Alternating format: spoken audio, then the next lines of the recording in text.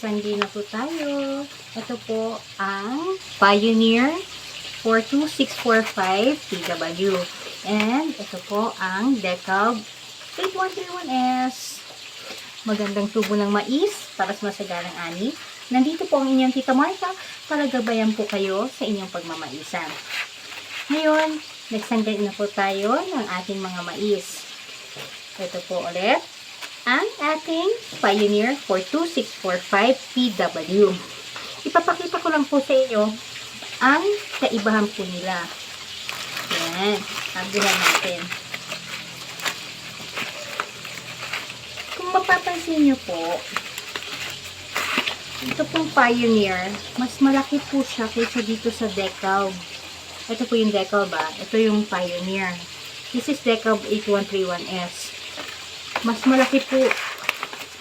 Makikita niyo po, oh. Mas malaki po siya. Yun. Tapos, bubuksan po natin ang ating mais.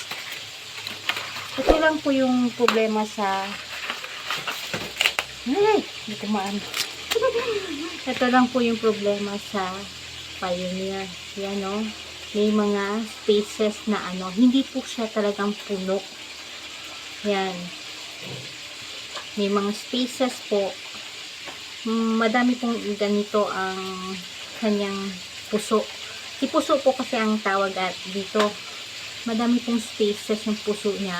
Pero, kung i-compare, yun. Bubuksan po natin muna ang Decalb 8131S. Ito naman po ang Decalb 8131S. Hindi nga po siya ganun kalaki, parehas ng Pioneer 42645 PW. Pero kung titignan niyo po, ayaw mabuksan. Ayaw matanggal. Ayun. Kung makikita niyo po, solid po yung ano ng, solid po yung kanyang ano. Yan.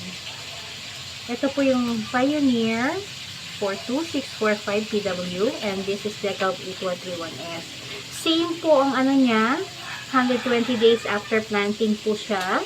Yan. Kung papansinin po ninyo, parehas po silang mabigat. Yan. Feeling ko din po na ano, pag malalaman niyo din po yung ano, tingnan niyo po.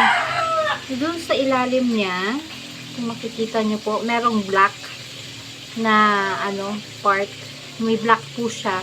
Ibig po sabihin yan, pwede na po, tuyo na po, nasa 20% po ang kanyang moisture content. Pero kung based po sa aking ano, pag ano po, parang mas mabigat po itong Pioneer 42645 PW. Ayun po. Bali, on my next video, ipapakita ko po sa inyo ang percent recovery po ng dalawang mais. Kasi same po namin siya tinanim. Same po ang number of days of planting niya, which is 120 days after planting po siya. Baka sa next video ko po, ipapakita ko po yung percent recovery niya after po natin magpatuyo ng ating mais. Ayun po. Sana kayo, anong bibilhin niyo? Itong Pioneer 42645 or yung Decalb 8131S. Kayo na lang po ang humusga.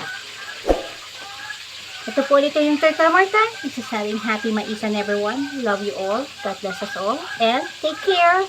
Have a great day everyone. Thank you for watching. Love you all.